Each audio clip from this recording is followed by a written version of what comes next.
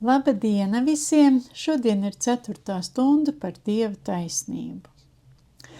Un Dieva taisnības dāvanu. Dievs izpildīja neticamo, lai izpirktu kritušo cilvēci un atbrīvotu to no grēkiem.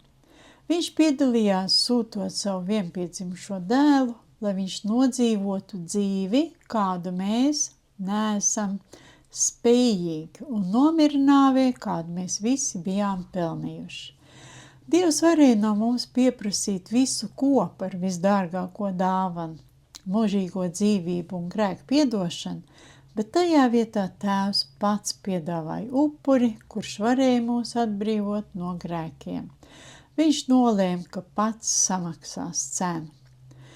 Vēstule romiešiem 6. nodaļa 23. pants. Tātad grēka alga ir nāve, bet Dieva balva ir mūžīgā dzīvība Kristu Jēzu mūsu kungā.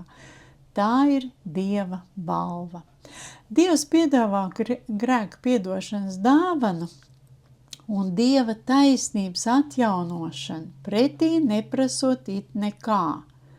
Vienīgais noteikums, kurš mums ir jāievēro, kad mēs saņemam Dieva taisnības dāvanu, atstāt visus mēģinājumus nopelnīt šo dāvanu, nopelnīt saviem spēkiem. Dievs grib, lai mēs ticam, ka viņa dēls nomira par mums visiem un pieņemam viņu kā savu glābēju un kungu. Vēstule Efezīšiem 2. nodaļa 8. pants saka, jo no žēlastības jūs esat pestīti ticībā, un tas nav no jums, tā ir Dieva dāvana. Jūs redzat, gan žēlastība, gan ticība ir Dieva dāvana. Ticība tā ir roka, kuru cilvēks pasniedz Dievam, lai saņemtu viņam piedāvāto Dieva dāvanu. Roka nevar nopelnīt šo dāvanu, tai tikai jāsaņem. Un daudziem cilvēkiem tā ir problēma. Mēs atsakāmies ticēt, ka Dievs dos mums visu nepieciešamo un cenšamies to nopelnīt. Un vienmēr jūtamies, ka mēs neesam pietiekoši labi, ka mēs neesam pietiekoši daudz izdarījuši. Mēs gribam kaut kā piedalīties garīgā procesa attaisnošanai un nebūt atkarīgiem no Dieva pilnībā, no tā, ko Dievs mums dod un to, ko viņš jau ir iedevis. Un tas nav pieņemams Dievam. Mēģinājumu uzlabot Kristus izdarīto un pielikt kaut ko no sevis, tas aizvaino Dievu. Tāpēc, ka šie cilvēki uzskata, ka Jēzus upurs ir par maz. Cilvēku tiekšanās panākt taisnību saviem spēkiem, Dieva acīs ir pats lielākais šķēršlis, lai saņemtu Dieva taisnības dāvanu. Vēstule romiešiem 3. nodaļa 21. 22. pants saka, bet tagad, neatkarīgi no bauslības, atklājusies Dieva taisnība, ko jau apliecina bauslība un pravieši. Un šī Dieva taisnība dota ticībā uz Jēzu Kristu visiem, kas tic, jo tur nav nekādas starpības. Jūs paskatāties uz šiem pantiem. Neatkarīgi no bauslības, neatkarīgi no noteikumiem, ko mēs paši izdomājam un vēl pieliekam klāt pie tā, ka Dievs varbūt nav apmierināts ar mums. Kāpēc viņš neatbild uz mūsu lūgšanām, kāpēc viņš kaut ko nedod. Vienmēr mēs meklējam šo iemeslu, paskatīsimies uz sevi, ko mēs esam saņēmuši, vai mēs tiešām tam ticam un atzīstat to, vai nu jūs nesaprotat, kas tā Dieva taisnība vispār ir, vai arī to, ka jūs nemākat saņemt Dieva taisnību. Dieva doto taisnību ticībā uz Jēzu Kristu visiem, kas tic. Un Bībele māca mums, ka jebkuri mūsu mēģinājumi sevi uzlabot un atbrīvoties no grēkiem aizskar Dievu. Cilvēkiem nav iespējams izmainīties pašiem saviem spēkiem. Bībelē ir vairākas reizes teikts, ka cilvēki, kas cenšas paši saviem spēkiem iegūt Dieva taisnību, cietīs neveiksmi. Vēstule romiešiem 9. nodaļa 32. pants. Kāpēc gan ne? Tāpēc, ka viņš meklē taisnību nevis ticībā, bet paša darbos. Viņš atsities pret piedaudzības akmeni, šeit iet runa par Izrēlu. Un Jesajas 64. nodaļa 5. un 6. pants. Tu labprāt nāc pie tā, kas taisnību dara ar prieku, pie tiem, kas tavos ceļos piemin tevi.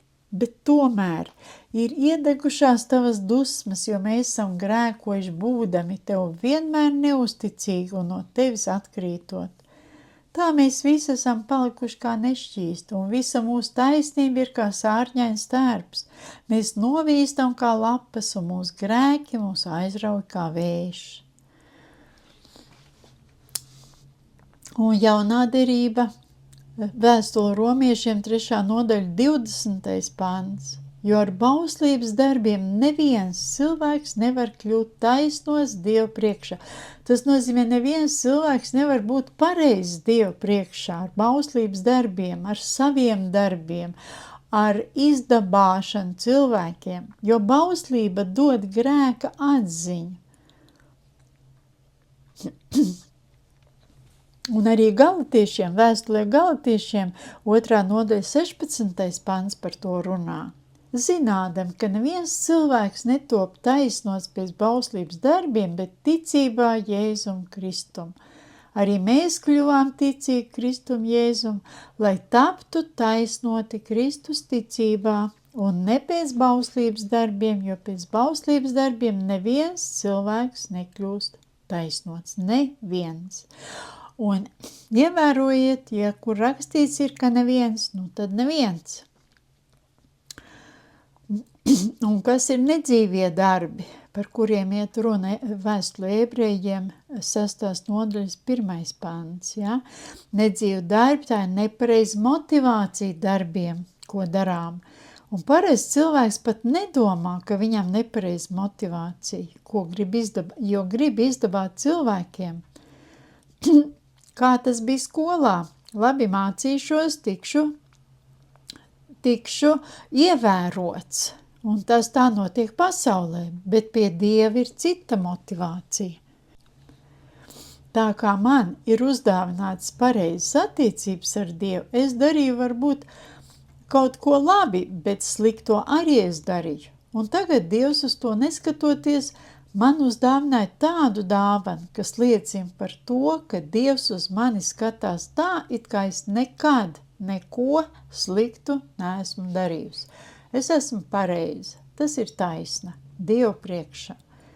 Mēs gribam būt labi cilvēku priekšā, lai mūs atzīmētu, lai mūs novērtētu. No turienes nāk tie labie darbi. Vienmēr pārbaudiet savu motivāciju. Mēģinājumu nopelnīt dāvanu aizskar dāvinātāju. Ja? Kristietībā ir dažas plūsmas, kas māca, ka ja mēs glābjamies ne tikai pateicoties tam, ko Jēzus paveic pie krusta, bet arī ar saviem labiem darbiem. Un tas nozīmē, mums ir jānopelna Dieva taisnības dāvana. Un šāda mācība ir nopietna maldīšanās un ir pretī tam, ko gaida Dievs. No mums tiek prasīta tikai ticība. Kādu reizi pie Jēzus pienāca cilvēku un jautāja, kas viņiem jādara, lai būtu viņiem daļa pie Dieva darbiem. Jēzus atbildēja, Jāņa 6. nodaļa 29. pants. Jēzus atbildēja viņiem, tas ir Dieva darbs, ka jūs ticat tam, ko viņš ir sūtījis. Atceraties, tas ir Dieva darbs, ka jūs ticat tam, ko viņš ir sūtījis. Lūk, kāda atbilde. Lai mēs saņemtu Dieva taisnības dāvanu, mums ir tikai jānotic tam, ko Jēzus paveic pie krusta. Dieva taisnība ir sasniedzama tikai ticībā. Un Pāvila galvenais vēstījums nesen radušos draudzei bija pasludināt, ka katrs var saņemt Dieva taisnību caur pilnīgu ticību Kristum Jēzum. Pāvils rakstīja Efeziešiem. 2. nodaļa, 8. 9. pants. jo no žēlstības jūs esat pestīti ticībā, un tas nav no jums, tā ir Dieva dāvana. Ne ar darbiem, lai neviens nelielītos. Šis apgalvojums jaunajā derībā tiek izteikts vairāk kārtīgi. Tad, kad mēs nākam pie Dieva, pamatojoties uz savu paštaisnību un labiem darbiem, mēs stāvam uz ļoti nestabila pamata. Ja mēs stāvam Dievu priekšā, pamatojoties tikai uz ticību, uz viņa dēlu, Dievs mūs pieņem. Ticība tā ir tā, kad mēs pieņemam Dieva doto dāvanu. Mēs necenšamies nopelnīt, mēs to pieņemam. Un kā tikai cilvēks sāk ticēt evaņģēlijam, labajai vēstī par Jēzu, viņa nāvi, par mūsu grēkiem un viņa augšām celšanos, šī cilvēka sirdī notiek brīnumainas izmaiņas. Un tajā brīdī, kad mēs pieņemam Jēzu Kristu un viņa pārvaldi pār mūsu dzīvi, mūsu garīgais stāvoklis momentā izmainās. Visi mūsu grēki, pagājušie, esošie un nākošie pāriet uz Jēzus Kristus upuri, kurš ir mūsu upuris, kas dots mūsu vietā. Dievam viņa dēla nāve ir cena par mūsu grēkiem, un mūsu vaina vairs netiek ņemta vērā. Un tajā pašā momentā Dievs mums dod savu absolūto taisnību. To, ko Jēzus paklausībā izdarīja pie krusta, pāriet mūsu labā. Un tas notiek divos veidos. Pirmais, tā ir juridiskā taisnība. Kad mēs saņemam glābšanu, Dievs nosauc mūs par taisnotiem, par pareiziem. Mēs saņemam Dieva taisnību, Dievs ir tiesnesis. Un tajā mirklī, kad vīrietis, sieviete vai bērns sāk ticēt Jēzum, Dievs apstiprina viņus par taisnotiem Kristus dēļ. Ne mūsu labo darbu dēļ, ne tāpēc, ka mēs esam labi cilvēki. Tas atgādina to, kā emigrants dod zvērstu valstī, kurā viņš ir iebraucis. Tajā brīdī, kad viņš uzņems atbildību būt par uzticamu pilsoni šai valstī, tiesnesis viņu atzīst par pilntiesīgu šīs valsts pilsoni ar visām līdzi ejošām šīs valsts tiesībām un privilēģijām. Tiesības un privilēģijas ir noteikts ar valsts konstitūciju, tāpat civila aizsardzība, policijas aizsardzība, sociālā palīdzība. Tātad visas priekšrocības, ko nosaka pilsonība šajā brīdī, stājas spēkā šim jaunam pilsonim. Un līdzīgi, kad cilvēks pieņem Kristu, visas priekšrocības kļūst pieejams Jēzus Kristus asiņu dēļ. Aizsardzība no sātana uzbrukumiem un viņa kalpiem, tāpat pilnīgs juridisks status Dieva acīs kļūst pieejams ticīgajam. Un otrā ir iekšējā taisnība, kuru mēs saņemam. Dievs mūs dara taisnus, ievietojot savu vārdu mūsu sirdīs. Padomājiet, viņš ieliek savu vārdu mūsu sirdīs. Kristus taisnība ieplūst katra cilvēka sirdī, ticīgā cilvēka sirdī. Tas nozīmē to, ka ticīgais ne tikai sevī nes Dieva taisnību, kā pasi, kā tiesības, viņa taisnība kļūst par neatņemamu viņa rakstura daļu. Un Pāvils teica, 2. Korintiešiem 5:21, to, kas grēka nepazina, viņš mūsu labā ir darījis par grēku, lai mēs viņā kļūtu Dieva taisnība. Dieva taisnības dāvana ir mūžīga. Mūžīga. Ko jums izsaka šis vārds? Un tā ir viena no svarīgākajām Dieva taisnības īpašībām, ka viņš maina ticīgā stāvokli uz mūžīgiem laikiem. Mūsu jaunais taisnības status Dieva acīs ir ne tikai momentāns un absolūts, tas ir arī nemainīgs. Ja mūsu glābšana būtu atkarīga no mūsu uzvedības, līdz vai pēc Jēzus pieņemšanas, tad daļēji tas būtu atkarīgs no mūsu labajiem darbiem. Kā tikai mēs piedzimstam no augšienes, mēs kļūstam pilnīgi un perfekti Dieva acīs. Un vēstulē Ebrejiem 10. nodaļa 14. pants, jo ar vienu upuri viņš uz visiem laikiem ir padarījis pilnīgs tos, kas tiek darīti svēti. Viņš mūs padarīs svētus. Jūs jau redzējat, ka mūsu labie darbi nevar būt par pamatu mūsu attiecībām ar Dievu. Mums ir jāpaļaujas tikai uz Jēzus taisnību. Jebkura kristiešu mācība, kas māca, ka glābšana tiek sasniegta un saglabāta ar labiem darbiem, stāsta par glābšanu ar mūsu labiem darbiem. Un tāda mācība kristieti var atvest pie verdzības, pie reliģiozas verdzības. Žēlstība, tā ir nepelnīta, neierobežota Dieva labvēlība. Kļūstot par Dieva bērniem, mēs saņēmām ne tikai Jēzus taisnību, bet arī žēlstības pārpilnību. Tas ir Dieva labvēlības, tāds neierobežots mērs, kas palīdz mums saglabāt iegūto Dieva taisnību. Jo žēlstībā ir Dieva spēks. Paskatieties Bībelē, palasat tos pantus, kur runāts ir par žēlstību. Žēlastība ir tā, kas visu piepilda un saglabā, palīdz mums saglabāt to. Kad mēs klūpam un krītam, Dieva pārpilnā žēlstība ir spējīga mūs attīrīt, atjaunot un noturēt šajā Dieva taisnībā. Vēstulē Romiešiem 5. nodaļa 16-17. Tāpat dāvanai par iemeslu nav viena cilvēka pārkāpums, jo sods gan ir nācis viena pārkāpuma dēļ un nesis pazudināšanu, bet žēlstības dāvana nāk uz daudzu pārkāpumu dēļ un nes uz taisnošanu. Jo, ja jau viena cilvēka pārkāpuma dēļ nāve caur šo vienu kļūs par valdnieci, cik daudz vairāk tie, kas saņēmuši žēlstības un taisnības dāvanas pārpilnību, kļūs dzīvības valdnieki caur šo vienu Jēzu Kristu. Mēs esam aizsargāti ar žēlastību.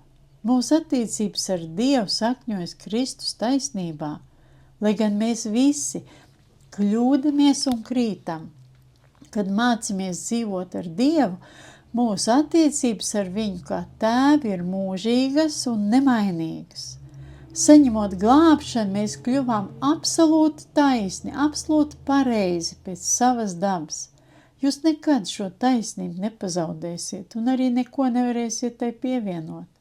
Jūsu taisnība nekad nepārsniegs Jēzus taisnību.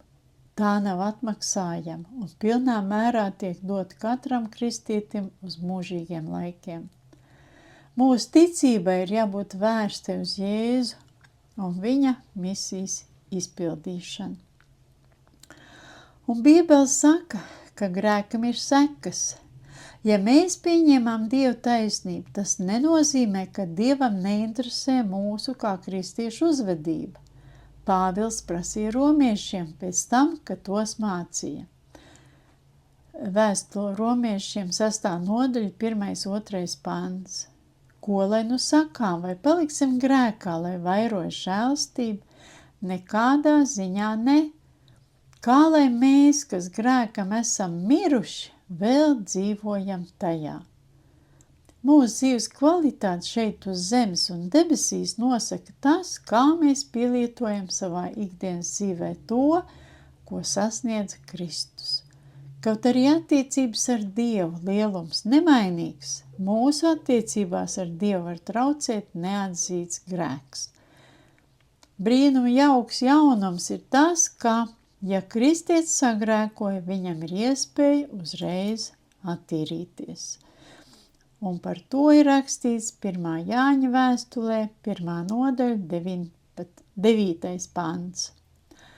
Ja atzīstamies savos grēkos, tad viņš ir uzticīgs un taisns, ka viņš mums piedod grēkus un šķīsta mūs no visas netaisnības, no visas netaisnības.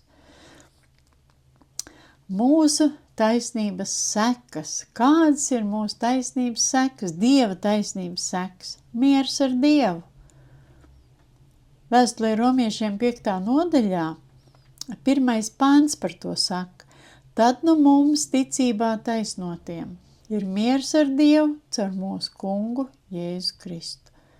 Un pirmā liecība, ka cilvēks pieņems Jēzu Kristu par savu glābēju, ir dziļš, neviltots, nepārtraukts iekšējs miers.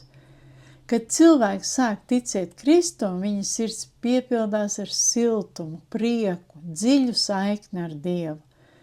Un glābtam cilvēkam Dievs vairs nav tiesnesis, kura priekšā viņš stāsies kā tiesneša priekšā, bet gan Dievs ir tēvs, kurš pieņem viņu mūžībā ar visu savu labvēlību. Tas cilvēku atved pie pārdabiska miera. Vainas un baiļu sajūta, kas piepildīja visu cilvēku dzīvi, kad viņš bija neticīgs. Tā pazūda. Pārliecība.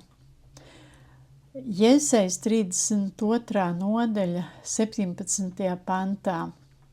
Un taisnības auglis būs miers un taisnības panākums, klusums un drošība mūžīgi.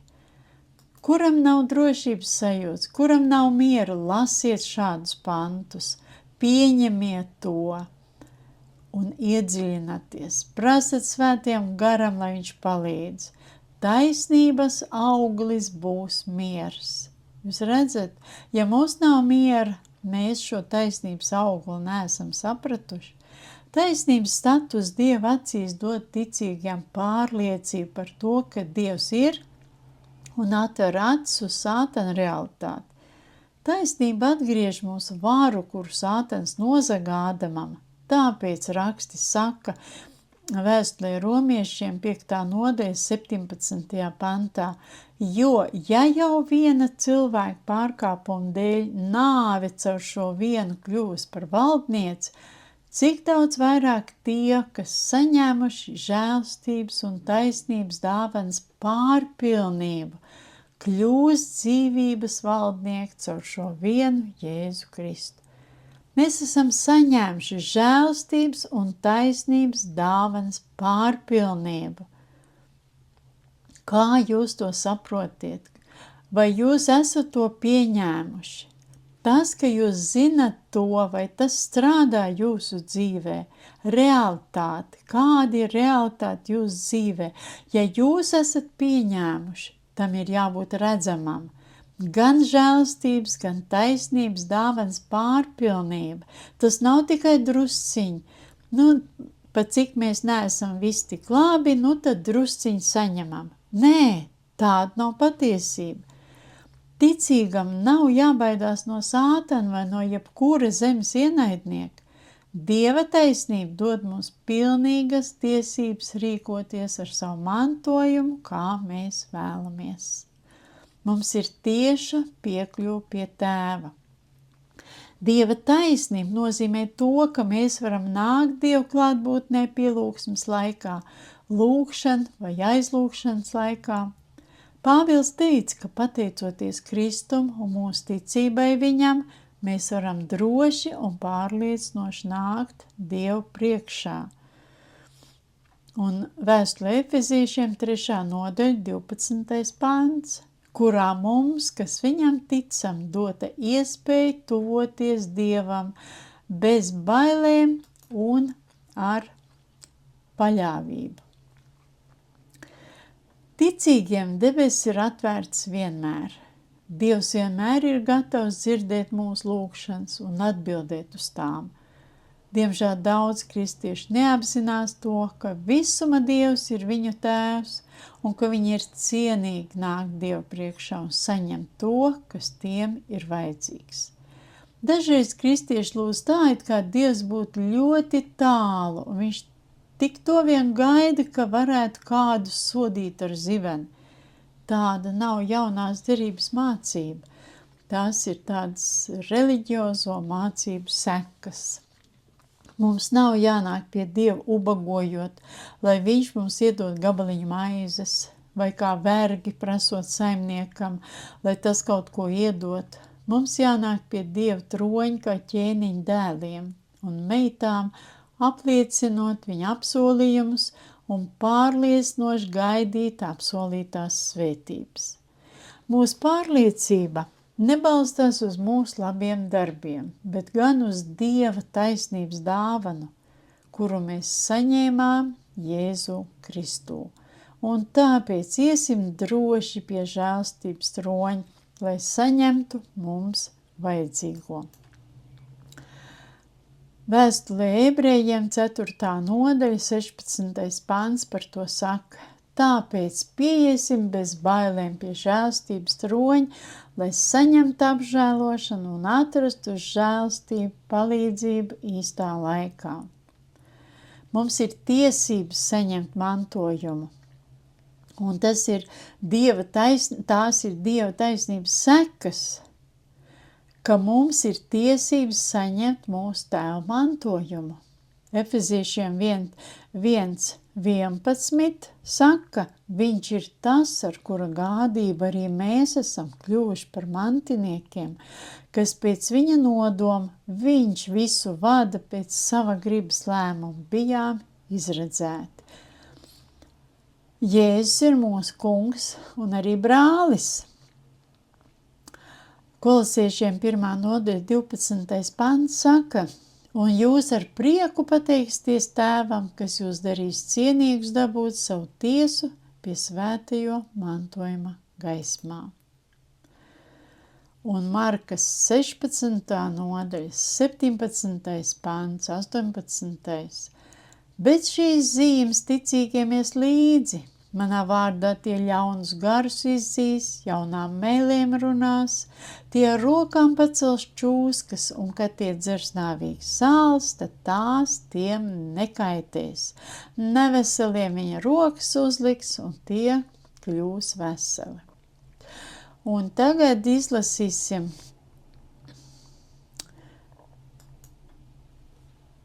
Jēkaba vēstulē 5. nodaļa 14. 15. pants. Ja kāds starp jums ir nevesels, lai viņš atteicina draudzes vecais, un tie, lai lūdz Dievu par viņu, to svaidīdam ar eļļu tā kunga vārdā, un ticīgi lūgšana izglābs slimo, un tas kungs viņu uzcels, un ja viņš grēkus būtu darījis, viņam tiks piedots.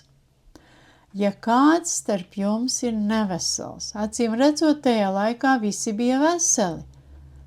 Un šeit ir teiks, ja kāds starp jums ir nevesels, lai viņš atteicina draudzes vecais. Es domāju, šeit iet runa par tādu cilvēku, kas ir guļošs, jo viņš nevar pats aiziet, lai viņš atteicina, ja? Bet ticīga lūgšana izglābs slimo. Vai mēs ticam tam, kā mēs lūdzam?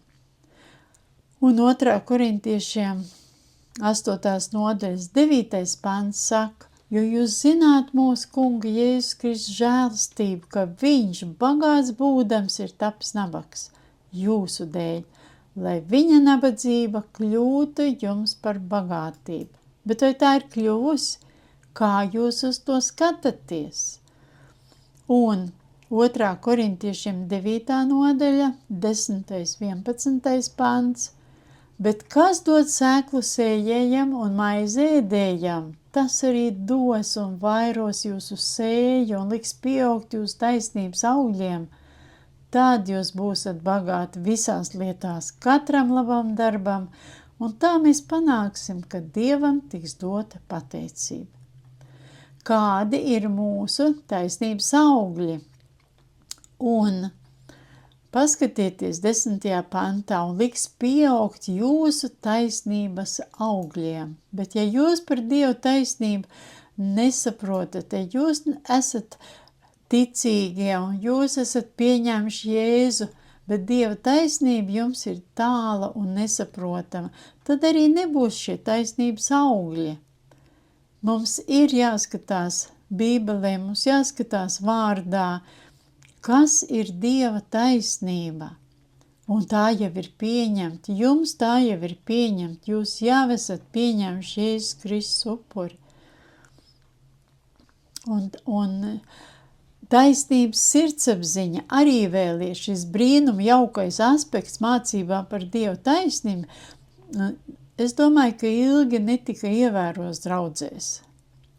Un daudzas draudzes māca ticīgos koncentrēties uz grēku, bet ne uz Dieva taisnību. Un ļoti svarīgi ir zināt, kas ir pareizi un kas nav, saprotot grēka bīstamību, bet, kad tas atrodas uzmanības centrā, tas ved uz verdzību. Un daudz kristieši dzīvo un nomirst, tā arī neizbaudot Dieva taisnības priekšrocības. Un, lai izdarītu cilvēku dzīvi neproduktīvu, sātanam faktiski nekas nav jādara. Viņš pastāvīgi liek viņiem atcerēties par grēku un kārdinājumiem. Ienaidnieks viņus tur pastāvīgā prāta kontrolē, un tā rezultātā viņa ticība paliek vājāka. Mums ir jāatceras, ka tie ir meli, un mums jācīnās tiem pretī. Un mums vajag saprast, ka neskatoties uz pagātnes grēkiem un laicīgām miesas vājībām, Dievs mūs nosauc par taisniem, pamatojoties uz Jēzus Kristus upuri. Mēs Dievu priekšā esam svēti, nevainojami, nomazgāti Jēzus Kristus asinīs. Un Bībele saka, lai mēs cītīgi mācamies taisnības jautājumu, citādi mēs paliksim garīgi nepieauguši. Vēstule Ebrejiem 5:13.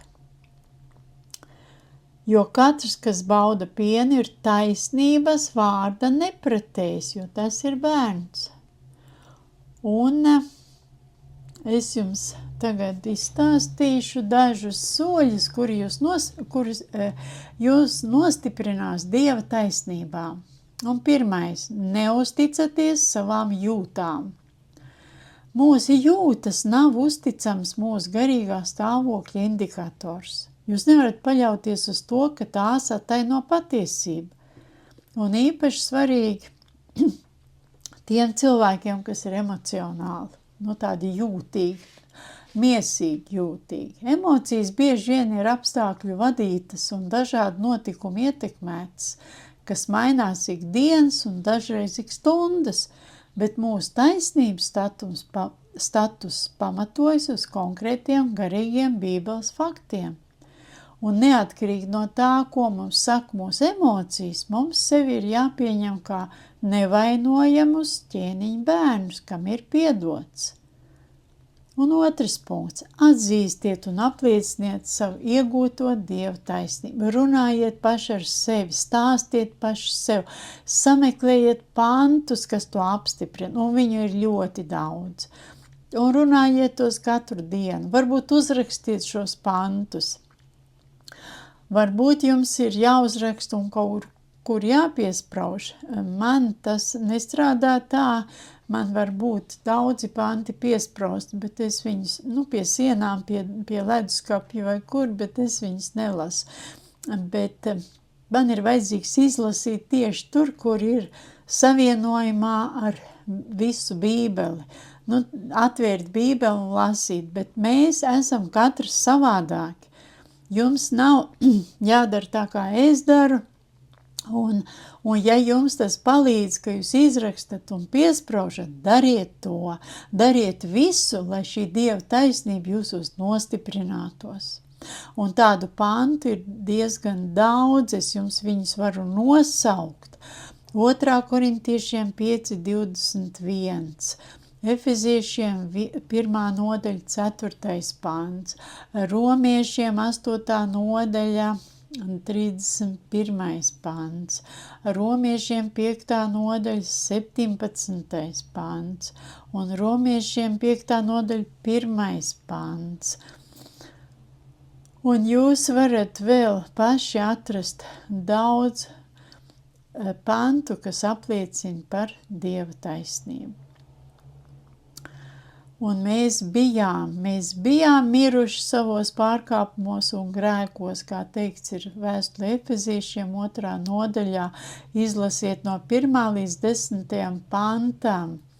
Un mēs bijām pakļauti šīs pasaules varas nesējiem, bet Dievs mums būdams žēlstībā, savā lielajā mīlestībā, ar ko viņš mūs ir mīlējis, viņš mūs ir atbrīvojis un mums ir žēlstības un laipnības pāri plūstošā bagātība, žēlstība un laipnība. Un mēs ar darbiem nevaram lielīties. Ja? Un izlasiet šos pantus uzmanīgi, lūdzot Dievu un slavējot viņu, un es tad lūkšu par jums, un beigsim šo stundu, tā ir 4. stunda. Tēvs, es lūdzu un pateicos par visu, ko tu dari šajā laikā. Un visu, caur ko mēs ejam, tas nav vienkārši tāpat. Un mēs izejam šo pārvērtību procesu, sapratnes procesu, un man lūkšana par visiem šiem cilvēkiem, ieskaitot mani, palīdzi mums būt pazemīgiem tavā priekšā. Palīdz mums būt par svētību priekš tevis. Tēvs, izdari mūsos tādu darbu, lai mūsu galvenais uzdevums un domas būtu tāds, lai tu saņemtu no mūsu visu to, ko tu gribi saņemt šajā laikā. Un es zinu, kungs, ka tu esi devējs, un es lūdzu par katru, lai katrs no mums saņemt svaigus svaidījumus nākošām dienām, lai mēs zinātu mums tavu reālo klātbūtni, un tas būs pazemīgi. Tās būs sagatavošanās, būs labošana tam, kas mēs esam, lai mēs paliktu mazāk priekš tā, lai tu paliktu lielāks. Un lai mēs šajā laikā paliktu mazāk tā kā vajadzīgs, lai mēs tajā procesā, ka tu mūs darīsi mazāks un pazemīgāks, lai šī tavu klātbūtne mūsos pieaugtu, lai paplešinātu mūs, lai mēs paliktu par tiem cilvēkiem, kādus tu gribi mūs redzēt. Un es lūdzu tavu žēlstību, lai mēs būtu pazemīgi un būtu paklausīgi līdz visdziļākajām mūsu būtībām, lai Jēzus, paskatoties savu darbu mūsos, ko viņš veic, būtu apmierināts, lai mēs būtu paklausīgi. Es lūdzu, lai tavu dzīvība atnāktu mūsos. Un es lūdzu, lai šajā grūtajā attīstības periodā mēs saprastu šo attīstības procesu, lai mūsu ticība pieaugtu, lai vēlēšanās pielūgt tevi vairotos, lai vairotos gudrība, vēlēšanās lūgt, lai mūsu sapratne pieaug un tavas klātbūtnes tāda realitāte, lai tā pieaug tādā mērā, kā mēs tev pakļaujamies un paklausām. Mēs gribam tev atdot visu, lai tu vari strādāt un darīt mūsu dzīvē tās lietas, kuras tu gribi. Lūdzu, palīdz mums atbrīvoties no kurnēšanas, žēlošanās, vaidiem, neapmierinātības un atved mūs miera vietā, lai mēs pakļautos tev un tavam darbam mūsos. Mēs gribam iziet caur to visu, lai tu un tavs vārds tiktu pagodināts. Jēzus vārdā, āmen.